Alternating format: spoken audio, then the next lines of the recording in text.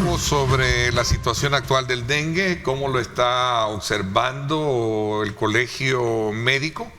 Hemos visto sentar algunos comentarios, algunas posturas alrededor de esta situación que está viviendo el país.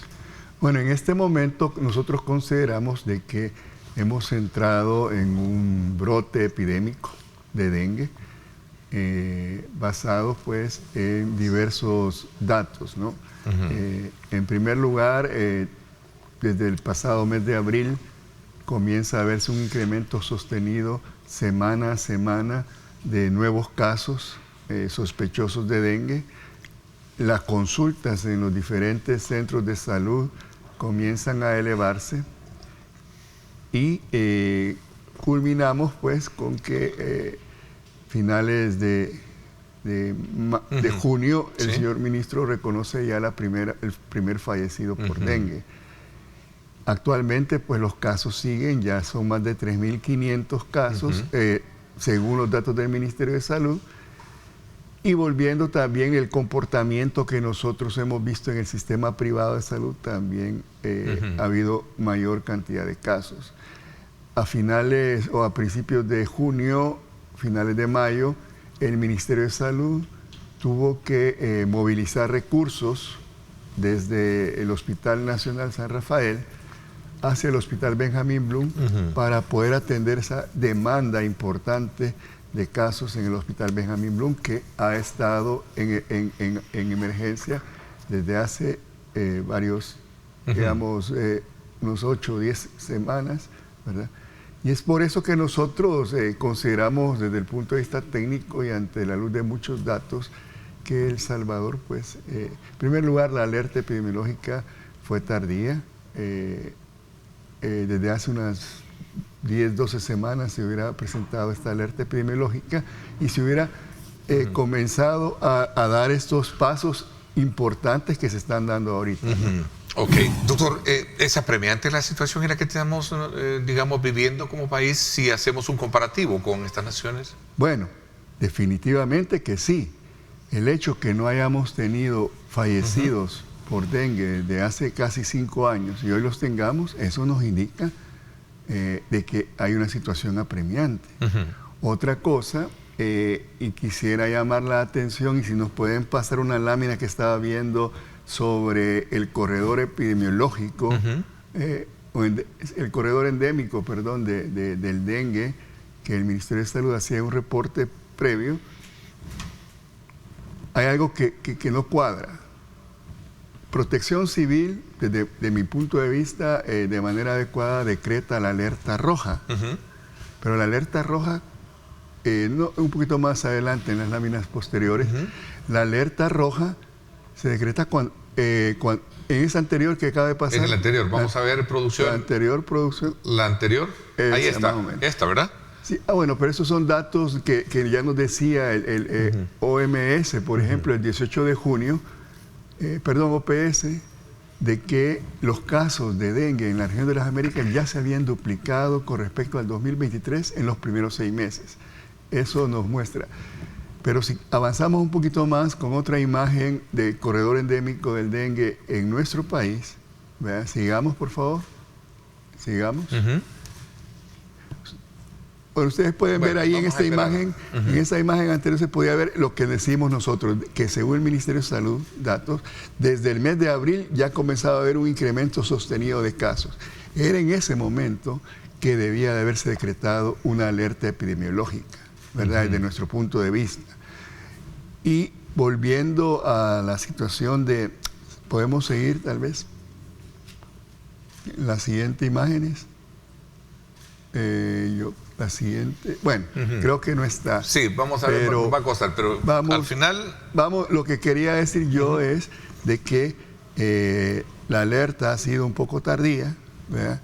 Y que no cuadra el hecho de que tengamos, según el corredor endémico, estamos en zona de seguridad, ¿sí? Pero ¿qué significa estar en zona de seguridad? Que no hemos logrado ni siquiera llegar al nivel de alerta. pero nos declaran alerta roja. Entonces son cosas que no cuadran y que uno dice, bueno, ¿qué es lo que está pasando acá? ¿Son los datos del ministerio lo suficientemente correctos que nos presentan a la población? ¿O hay un subregistro en este aspecto?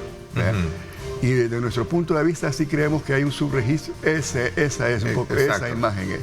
Ahí se ve la línea negra, hoy ya es el más reciente corredor epidemiológico, porque esos son datos recientemente publicados, y donde ya se ve que va subiendo esa línea negra y va a subir por la línea amarilla, que ahí estaríamos en zona de alerta, ¿verdad?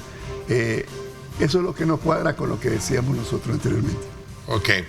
Doctor, ¿a qué obliga esta alerta que ha decretado el gobierno?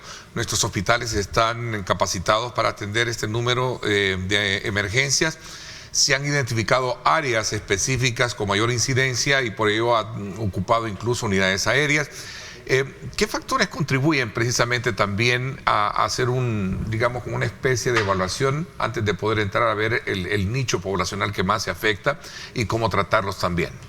Bueno, en primer lugar, decir que la alerta epidemiológica, el objetivo de una alerta epidemiológica es ponernos, en resumidas cuentas, ponernos alertas de que una situación en un país o una región de una enfermedad está comenzando a tener un impacto y que puede llegar a impactar en nosotros. Por lo tanto, hace un llamado, las alertas epidemiológicas, sobre todo brindadas por OPS, a los Estados miembros de OPS para que comiencen a realizar, primero, reforzar las medidas de prevención, los mensajes a la población, informarle a la población de manera transparente sobre la situación de la enfermedad, para que la persona o la población se vea que podemos estar en riesgo, que puede estar en riesgo mi familia o incluso yo, de que me pueda llegar a dar esta enfermedad.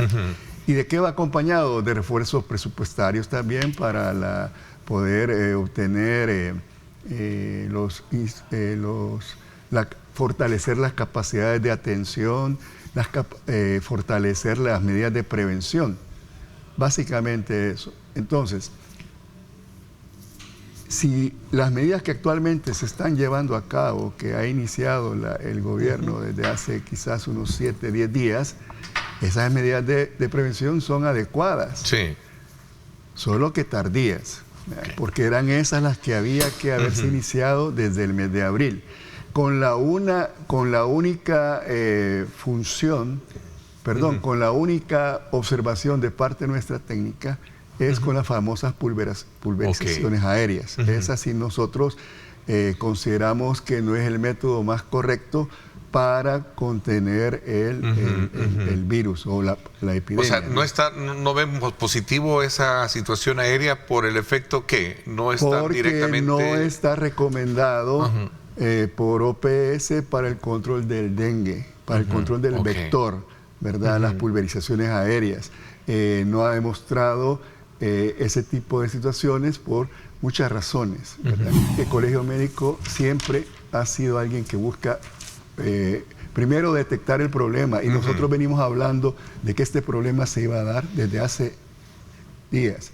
Además, como Colegio Médico llevamos a cabo una campaña mucho antes que la campaña que usted está viendo en los medios de comunicación, en nuestras redes sociales, de prevención de las medidas de qué hacer en nuestro hogar, en nuestra comunidad, y también sugerimos las medidas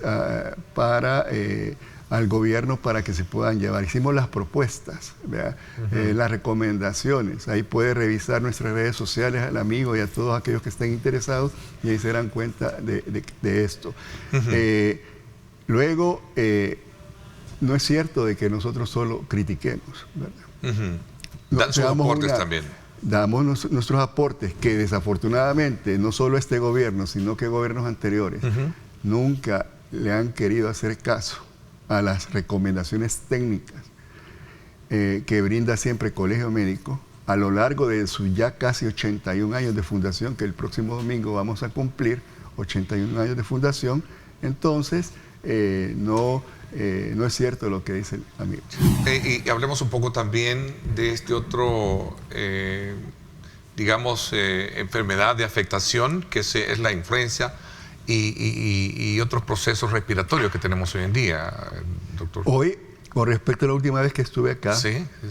La influenza estaba campeando Sí. dentro de las infecciones respiratorias agudas, pero ojo, ahora COVID nuevamente está llegando. Estamos teniendo un incremento de casos de consulta de pacientes con COVID. Y está aquí, ya va en ascenso para equiparar a los casos de gripe por influenza A, que estamos sufriendo. De tal manera que en las próximas semanas pudiéramos llegar a también tener un brote de COVID-19 nuevamente, un rebrote, ¿no? Que por las nuevas subvariantes que se caracterizan, como de las subvariantes de Omicron, que se caracterizan por ser altamente contagiosas, pero que no incrementan el riesgo de muerte o de hospitalizarme a raíz del COVID.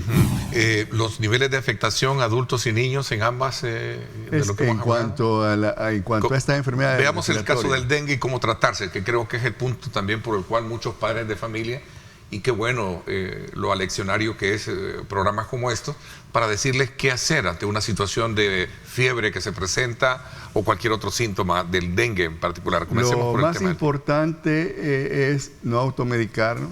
Si estamos en un lugar que tengamos cerca un centro de salud, llevarlo lo más pronto posible. Si vivimos en el área rural y nuestro hijo a medianoche comienza con un proceso febril, pues lo ideal es, ahí sí podemos automedicarlo con acetaminofén, pero al menor tiempo posible poder llevarlo a un centro de salud más cercano, ¿no?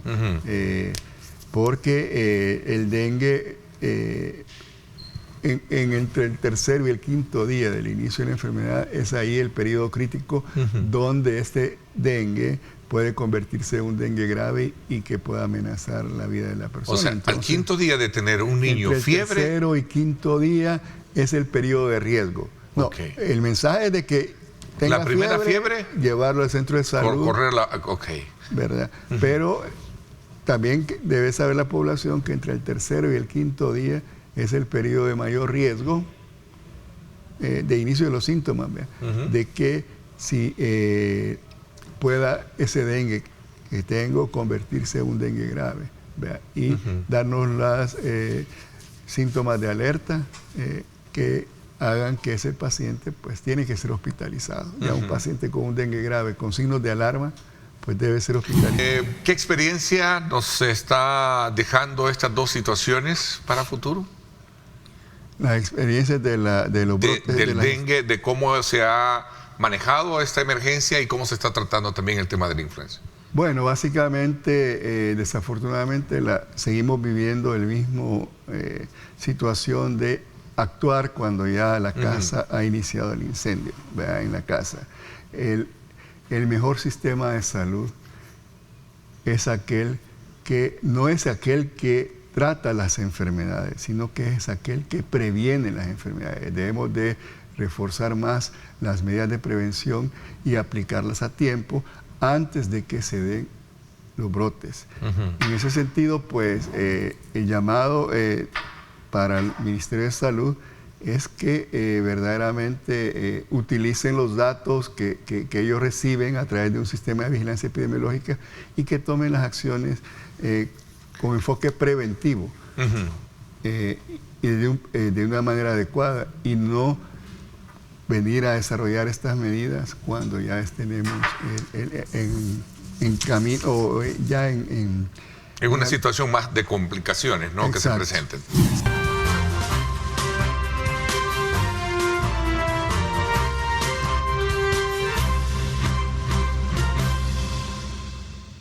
Bueno, gracias nuevamente por estar con nosotros a esta hora de la mañana.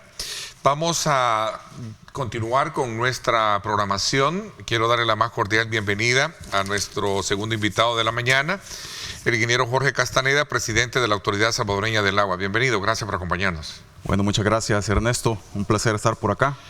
Y tenemos noticias. ¿Sí?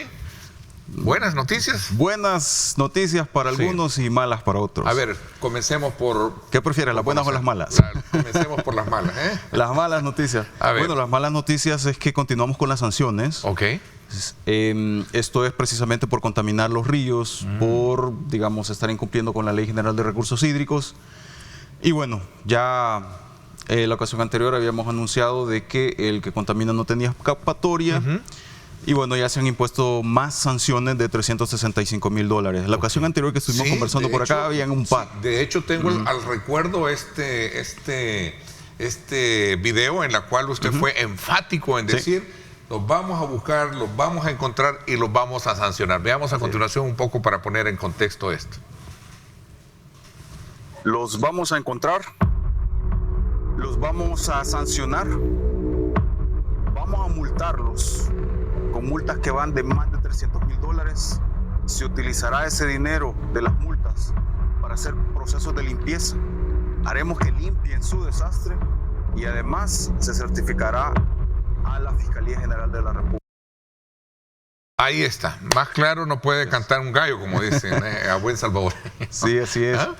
Precisamente. Entonces ya hay sanciones. Sí, ya hay más sanciones, hay más sanciones. ¿Y los nombres se hacen públicos o no? Mire, en este momento, en la etapa de las sanciones, por ejemplo, Tres Ceibas, que no sé si usted recuerda, Tres Ceibas en la zona de Chalchuapa. Sí, de la contaminación que logramos nosotros también, ¿verdad?, visualizar. Sí, correcto. Bueno, ahí 2 infractores fueron identificados, se hizo el proceso sancionatorio, se han impuesto esas multas y en este momento están en la etapa de que tienen que ser efectivas, digamos, los pagos de las mismas. Además de esto, mencionar de que en el área metropolitana de San Salvador, Ernesto, llevamos ya más de 1,605 puntos encontrados donde hay vertidos. El otro día, y esta es una historia interesante, el Ministerio de Obras Públicas pues estaba ejecutando obras de mitigación, esto ahí en la zona de San Jacinto. Gracias a la denuncia ciudadana, pues se detectó que una de las obras de mitigación que estaban construyendo, pues de pronto sobre las obras, es decir, sobre el espacio donde estaban realizando la obra civil, comenzó a caer un vertido.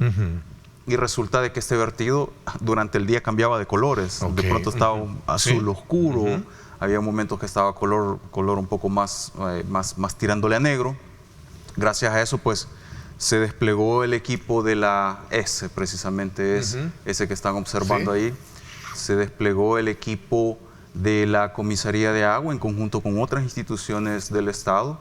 Y fuimos destapando, Ernesto, prácticamente todos los drenajes que estaban hasta que logramos encontrar la fuente, una fábrica clandestina que incluso estaba siendo operada por gente extranjera, sin los debidos permisos, no solamente por el tema de aguas residuales. Estas son buenas noticias, digo, más que malas noticias, malas para los que son sancionados, pero buenas noticias porque se sienta un precedente sobre la forma en la cómo nosotros debemos de ser responsables de cuidar nuestro medio ambiente y no contaminar.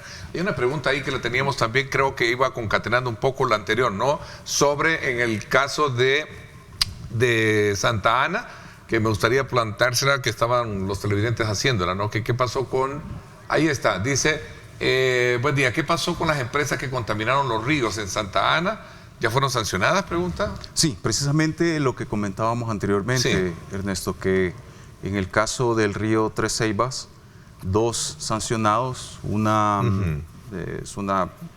los que administran una residencial con una planta de tratamiento de aguas residuales que precisamente de tratamiento de aguas residuales esa planta no tiene nada. Sí, esos han sido sancionados. Repito, la multa de $365,000 y una granja. Y las empresas, también. Dice ahí una pregunta que también formulan, ¿por qué no se dicen los nombres de las empresas para sentar un precedente? Sí, en el caso de los nombres vamos a hacer públicos los nombres una vez termine completo el proceso sancionatorio, que como digo, está en la etapa final ya. Sí. A ver, ¿y las buenas noticias? Miren, las buenas noticias es que continuamos innovando, en este caso llevándole beneficios sobre todo a los niños. Pronto, la próxima semana, vamos a inaugurar un sistema que Ernesto, transforma la energía solar en agua. Esto es gracias a una tecnología que permite precisamente generar agua atmosférica, pero impulsada con energía solar. Esta es una solución para algunas zonas, en este caso es una escuela, en donde por la ubicación, porque está en la parte del volcán de San Salvador, pues hasta ahí no hay ni pozos en la zona, ni hay tuberías que lleguen hasta ese lugar. Así que se van a instalar estos hidropaneles. Es un esfuerzo de gobierno que se ha estado haciendo en conjunto con el Ministerio de Educación y también con el gobierno local. Buenas noticias desde ese punto de vista. Además, seguimos entregando sistemas de microfiltración, que en este caso, Ernesto, es muy interesante. Estos sistemas de microfiltración tienen un tamaño, por ejemplo, esos filtros tienen un tamaño de poro de 0.1 micras, y uno podría decir, bueno, esto es ¿qué tan pequeño es? Solo para ponerlo en contexto, es como que el cabello humano todavía es 75 veces más pequeño que el diámetro del cabello humano. ¿A qué ayuda eso? Bueno, a evitar, por ejemplo, que los patógenos, bacterias, coliformes, que son los principales causantes de enfermedades gastrointestinales y que lamentablemente en algunos casos en el pasado han llevado a la muerte de muchos niños, con este tipo de sistemas que se instalan rápidamente, que no requieren químicos, que son libres de mantenimiento y que tienen una vida útil aproximadamente para una persona de hasta 10 años. Así que se ha estado dotando este tipo de sistemas y seguimos con las mejoras en el lago de Coatepec. Eso es como parte de las buenas noticias. Que sabemos que tenemos que capitalizar lo que otros países hacen, que es el tema de la captación, para que en épocas secas pues no nos estemos preguntando ¿y dónde está el agua? ¿No? ¿Qué se está haciendo? Cuéntanos un poquito sobre eso. Bueno, estamos impulsando un programa nacional de aprovechamiento de agua lluvia y la lógica nuestra es hacerlo con ejemplos. En este caso se han construido ya los primeros reservorios en la zona de Chalatenango, que está precisamente en el corredor seco. Y mencionar, Ernesto, de bueno, hasta patos allá en los reservorios que se construyeron. ¿En los reservorios? Ya están funcionando. Afortunadamente, con estas intensas lluvias de los últimos días, los reservorios se llenaron prácticamente en un par de días y ya están haciendo su función, que es cosechar agua. Son reservorios para cosecha de agua. Sí, con una capacidad de almacenamiento de 4.000 metros cúbicos, vamos a producir más de 100.000 metros cúbicos durante la época seca. Ya está funcionando también un río artificial que dijimos que se iba a crear y estas lluvias pues han acelerado todo el proceso. Ya comienza la biodiversidad a notarse. Interesante, los reservorios de la Reina, ¿no? De la Reina, Chalatenango, en el corredor seco. ¿Qué se está haciendo? Porque entiendo que hoy en día estamos también teniendo mucho la contaminación producto de las lluvias, del arrastre de las aguas y especialmente de las grandes cantidades de basura. Ahí hay un modelo de educación que yo siempre he dicho y creo que aquí es responsabilidad de todos nosotros, saber de que tenemos que poner también de nuestra parte, ¿no? Totalmente. Para evitar y contaminar. Bueno, un caso interesante es lo que sucedió en Acajutla. Nos desplazamos a Acajutla. Durante los días lluviosos, pues habían imágenes de muchos residuos en la playa de Acajutla. El Ministerio de Obras Públicas movió cerca de 900 toneladas de basura y todavía había más residuos que seguían llegando a la playa. Desplazamos a los equipos para precisamente identificar, bueno, ¿y esta basura de dónde viene? Resulta de que habían dos afluentes. Un afluente menor, una quebrada estacional y el afluente principal, que es el río Sensunapán. Y hablando del tema de la cultura, y totalmente de acuerdo, Ernesto, con el planteamiento, es que era irónico cómo la gente se quejaba en la zona, pero cuando llegábamos acerca de sus hogares, ellos tenían acumulada la basura fuera de su casa, ¿sí? Y cuando llueve, pues precisamente el agua arrastra todo. Comenzamos a recorrer desde la desembocadura del Sensunapán hacia arriba y encontramos una serie de promontorios de basura y muchas de las personas que viven precisamente a la orilla están vertiendo, o sea, tiran la basura al río como si fuera un basurero. Entonces, en la playa lo que se refleja es todo lo que está sucediendo en la cuenca y hay una mezcla de muchas situaciones. Si cada persona tuviera la responsabilidad de depositar la basura en su lugar, pues mucho haríamos. Ok, ¿cree que es contradictorio promover el turismo y contaminar a la vez el río de Aguachapán? Me da la impresión que por toda la parte Malacatupán creo que es el... Sí, sí, precisamente. Mire, en ese caso de Malacatupán recibimos una denuncia, eso fue hace meses, por una presunta contaminación. Llegamos a la zona y resulta de que la urbanización que se estaba construyendo ahí no estaba operando aún. Estaban los puntos de descarga donde supuestamente va a salir el agua residual. Dado de que nos basamos en evidencia científica, no había nada que se pudiera ir a testear porque no habían aguas residuales. Okay. En este caso no es contradictorio, es decir, se puede promover un turismo sostenible que vaya de la mano con precisamente la responsabilidad de los empresarios y aquel que no cumpla pues le va a tocar la sanción, así como hemos estado haciendo hasta el momento. Vamos